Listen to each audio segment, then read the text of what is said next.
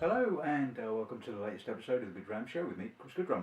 Rum tastings, a bit like buses, really, aren't they? You wait absolutely ages for one to turn up, and then practically two turn up at the same time.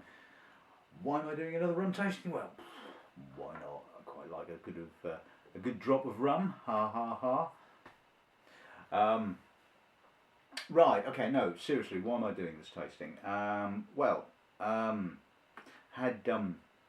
one of my favourite reps pop into the shop the other day with some new products for me to take a look at, and two of which just happened to be rum. So, unveiling. I think the products have already been unveiled, but they're new to me, and hopefully, I'll be unveiling them to you. So we'll see what we think of these two new bottlings.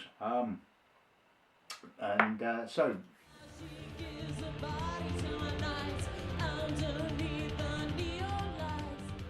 Anyway, I'm not going to waffle too much. I'm just going to tell you what we've got lined up for this afternoon. Anyway, right, so what have we got?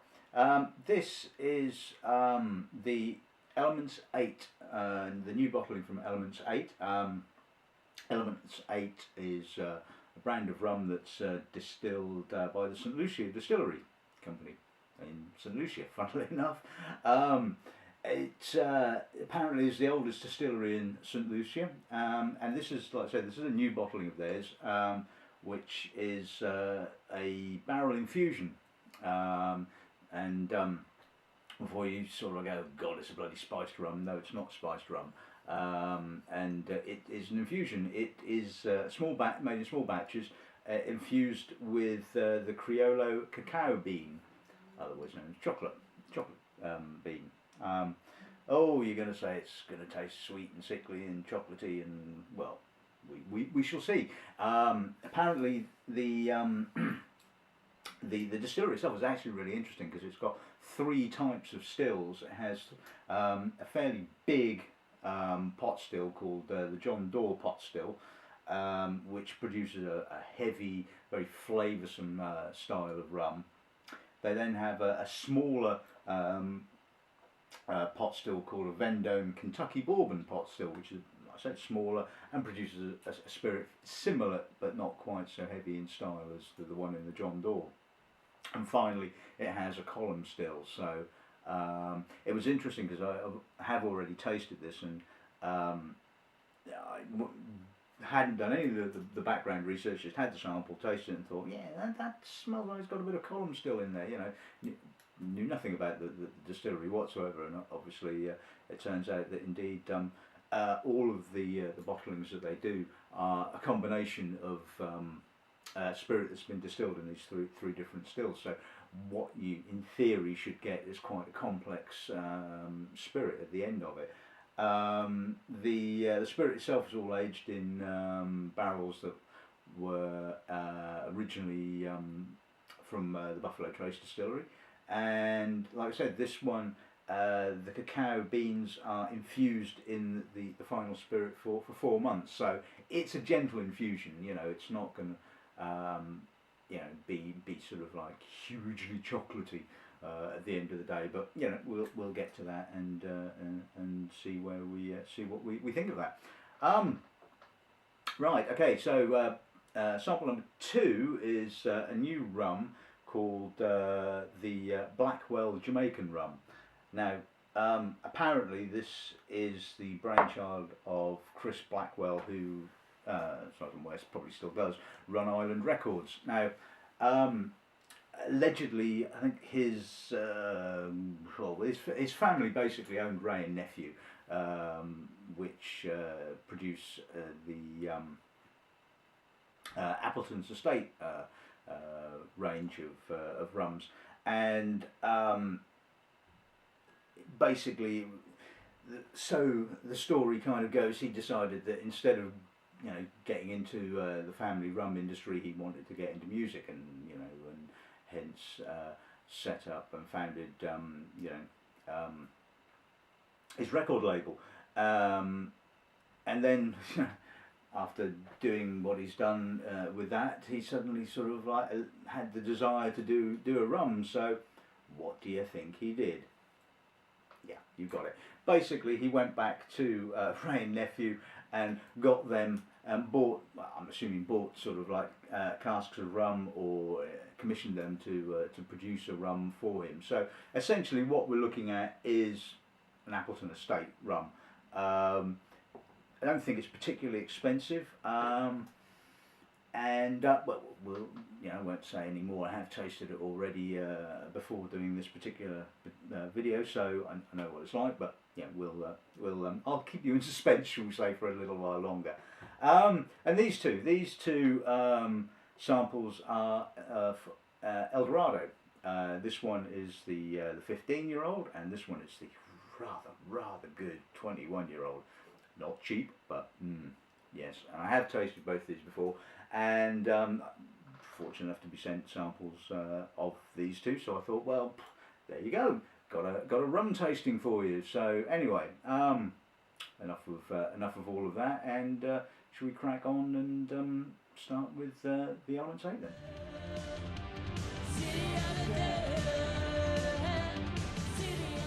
Right. Okay. So Elements 8. Let's have a look. It's quite elegant. It's a lot. It's certainly dominated by the fresh, almost grainy pot still character. It has a sort of a nice kind of slightly sweet, milk chocolatey, coffeed, vanilla-y kind of character. Yeah, I mean it's got a nice kind of. It's not sort of milk chocolate. It's kind of pure nutty, sort of nut kernel kind of aromas. Yeah, I mean you could argue it's a little bit of a girly rum, but you know, it's light, it's elegant, it's like I say, it's not too overdone with the cacao bean. And I mean, I like my chocolate, and I kind of like this. You know, it's easy going. It's like I said, quite elegant. Yeah, it's a nice nose. Bowing.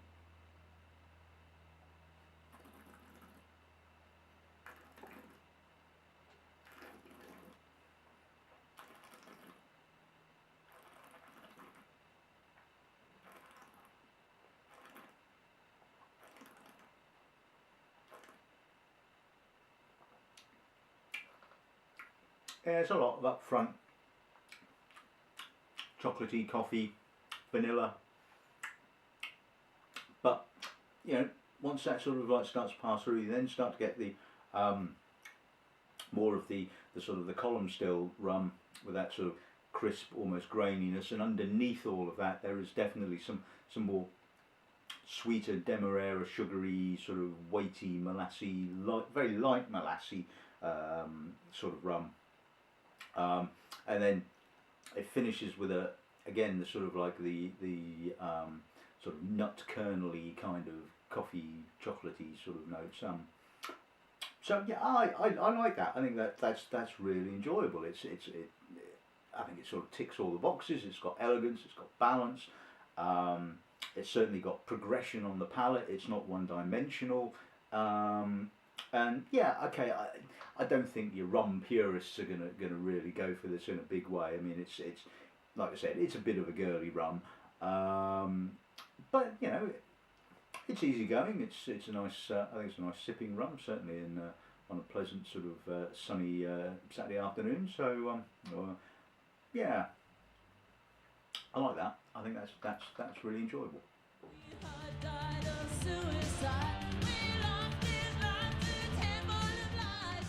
Okay, so let's have a look at the Blackwells then.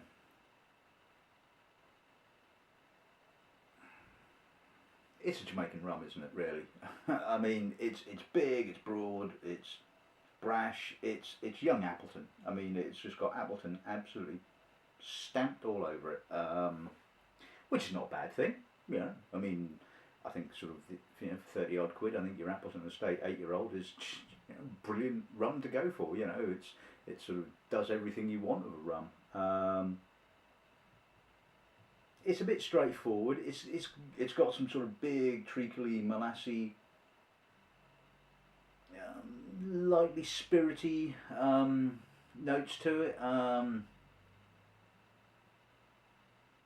I mean, yeah, it's not bad. I mean, like I said, it's young Appleton Estate. Its selling point is, the guy behind it. That's what's going to sell this. Personally, I don't know. I think if I was to have done something like this, I would have looked to have done something maybe a little bit more interesting. Maybe sourced some rums from different parts of the Caribbean or different parts of the world. Made some kind of interesting vatting. Rather than just basically bottle for all intents and purposes young Appleton Estate. I don't see the point, really. I mean, I can understand the historical family connections to the distillery or to the company.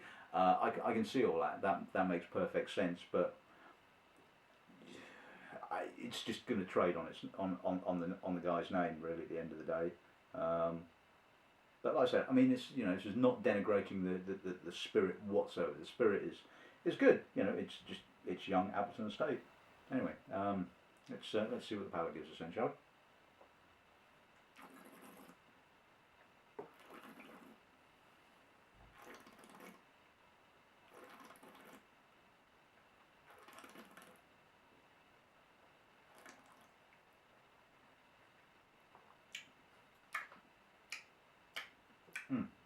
It's nice. Lots of molasses, treacle, licorice. Yeah, it's a classic Jamaican rum. It's big, it's broad, it's kind of in your face. I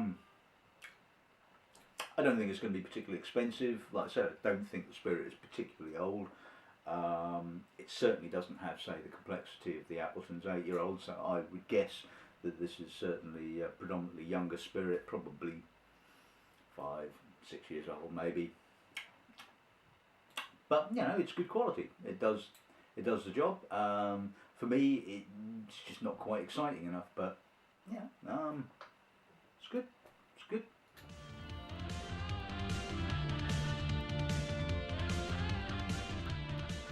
Right. Okay. Let's have a look at the first of the two Eldorado bottlings. And this is the 15-year-old. As like most of the rum distilleries, they do quite a range. I think they do a silver or a white rum. I think they do a sort of like 5 and 8-year-old. No, 8-year-old, 12-year-old. I think 15 and a 21.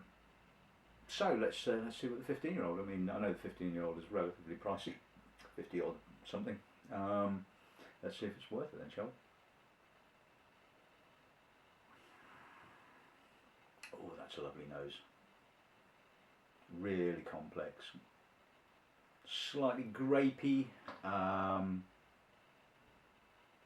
Colombian dark coffee. Macerated orange. Sort of a bit of a sort of like a, not marmalade, but an orange conserve kind of character. Lightly treacly.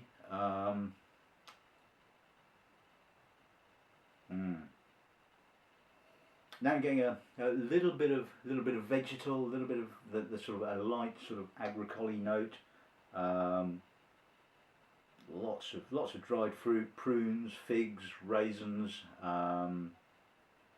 Really complex, but it's not heavy. I mean, it's got weight, obviously, and depth, but it's got a lovely citrus lift to it, which keeps it sort of a little bit on the fresh side and allows this sort of slightly camphory, lightly medicinal, sort of dark, syrupy note to come out, and it's stunning, absolutely stunning. A little bit of smoke, lovely maturity. I mean, that is just frighteningly good. I mean, if I was going to sort of put together a rum, I would want something of this kind of calibre. It's just frightening, absolutely gorgeous. And again, like I said, it's just wonderfully balanced, wonderfully complex, but and it's not sort of overly heavy. It's got that lovely citrus lift to it. Absolutely gorgeous. palate then.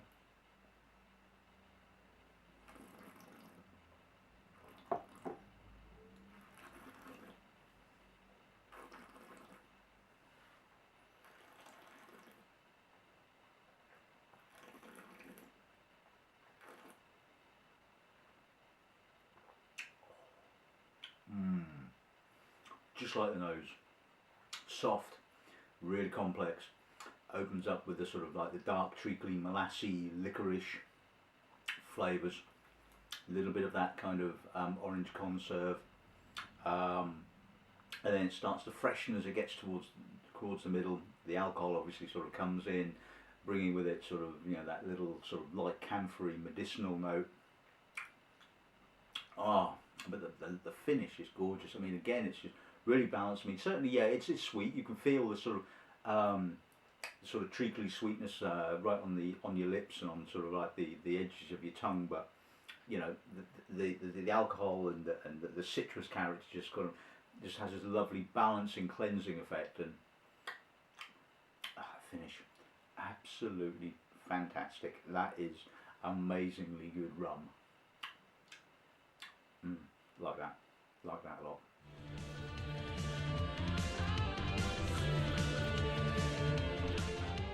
Right, okay, and on to the 21. Let's see what this gives us then.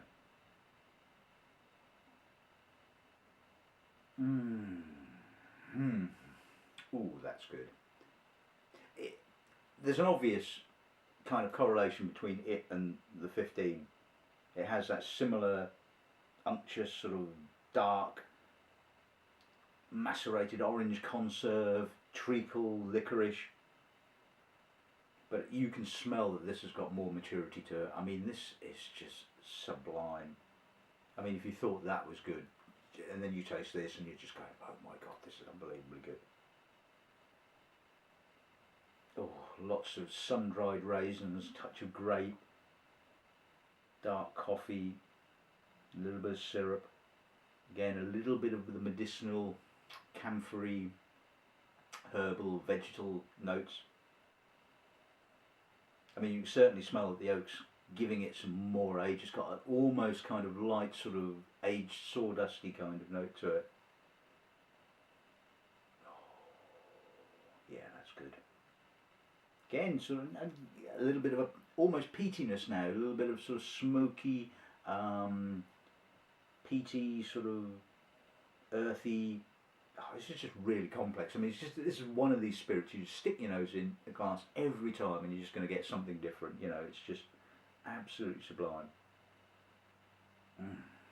I mean, yeah, this is not cheap. This is sort of what, you know, approaching the £100 mark, should we say? But you know, if you love your really good rums, if you are, you know, a big rum fanatic, then you know, this is certainly on a par with things like the Ron Zacapa, XO Grand Reserva, and those kind of things. Oh, it's just stunning, absolutely stunning. Anyway, enough of that. Palate.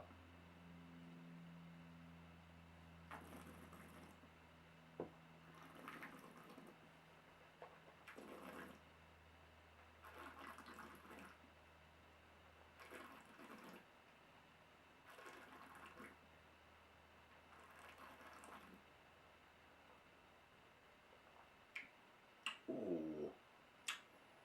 It's got a really coalery kind of character on the finish, but oh, that opens well. I mean, again, opens with the sort of the rich, juicy, unctuous dried fruits, licorice, treacle, but all the while you've got this wonderful sort of citrus, lemon rind, orange rind kind of notes sort of like coming through, a little bit of spice, and then as it gets towards the middle you start to get the sort of the camphory, herbal, sort of medicinal kind of notes, which kind of sort of like linger through to sort of like the finish, but the balance is just absolutely sublime. Again, yes, like 15, it's got some lovely weight to it. It's a big, bold rum, but it just has such a delicate lightness of touch to it. It's got the citrus giving it a lift. You know, it's just stunning, absolutely stunning. Um, oh yeah, like that. That was fantastic to do. She will die, right. Okay. So let's sum these up then. Okay. So the Elements 8 then. The barrel infused with cacao beans. Yeah, I like it. I like it. I'll have some of that. I'll certainly be stocking that, which is probably what the rep wants to hear me say. So yeah, okay. Like I said, probably a bit of girly rum, but you know, I think it's not overdone. It's got some elegance. It's got some complexity. Like I said, I mean, I like the fact that you know they use the three different types of stills that they have to sort of like produce you know a really complex and interesting rum. I must admit I've not tasted any of the other bottlings they do, but certainly it's interesting. It comes in a really funky looking bottle as well, sort of kind of, well, you'll see from the from the picture that you know the picture that I'm using to accompany the program with. But it's you know it's really quite sort of modern, funky looking kind of bottle. I mean, admittedly you shouldn't be sort of swayed by these kind of things, but you know certainly a lot of effort and time has been sort of like put into all the marketing jazz. So so yeah, I think a big thumbs up for that. The Blackwell. It's all right. It's not a bad rum. It is what it is, really. At the end of the day, it's just sort of you know, like I said, it's a young Appleton Estate Jamaican rum. Certainly, sort of does what it says. For me personally, it's not one that I would consider stocking. I mean, you know, I suppose. I mean, I was thinking about this the other day. I mean, the nice thing is that you know, essentially, we as a company, as a business, are primarily sort of wine merchants first. That is our major job. Yet we're sort of like you know we have a shop, you know, so we're a retailer. We specialise in sort of you know interesting whiskies and spirits and things like that. And because the wine side of the business is the main side of the business, it gives me the opportunity to basically handpick the spirit selection. You know, we don't have to stock everything, you know. And if you look at sort of, you know, our competitors, you know, they are all just out and out whiskey shops. You know, that's all they stock. So they are going to stock everything pretty much, you know, irrespective of whether, you know, they've tasted it. You know, it's just basically it's the newest release from this. It comes out, bang it, whack it on the shelves. You know, jobs are good, as they say.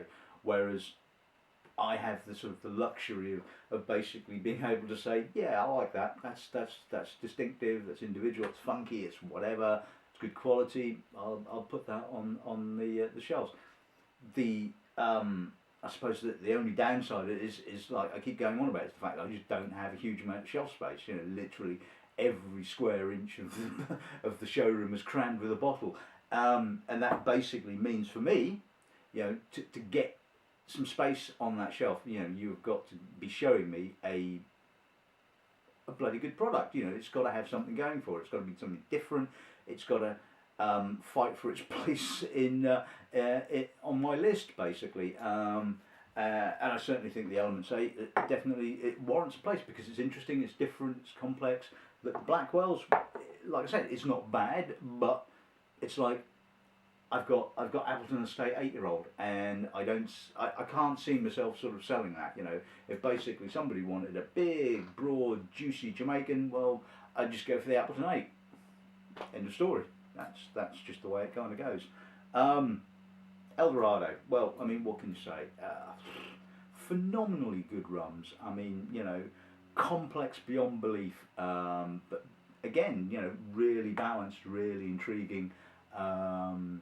And the 21 is just sublime. I mean, yeah, I know not everybody's going to sort of want to sort of fork out, you know, nearly 3 figures on a bottle of rum, but certainly I think, you know, look at the Eldorado 15-year-old. I think that's pretty damn good value for money. So yeah, I like that. That's I think both of them are pretty damn good at the end of the day. So anyway, all my tasting notes, although I don't think the 2 new ones have yet made it onto my WordPress blog because basically I've not typed them up yet. So but obviously, you know, my tasting notes from earlier tastings, both the Eldorado bottlings are on my WordPress blog, as they are available on our website, www.gauntleys.com. Just get that one in.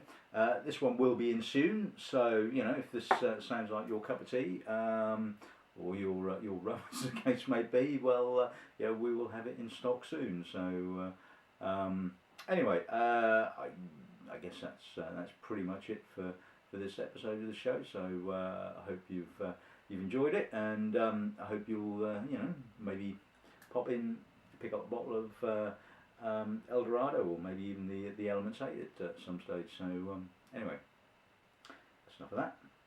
Good afternoon and good granny.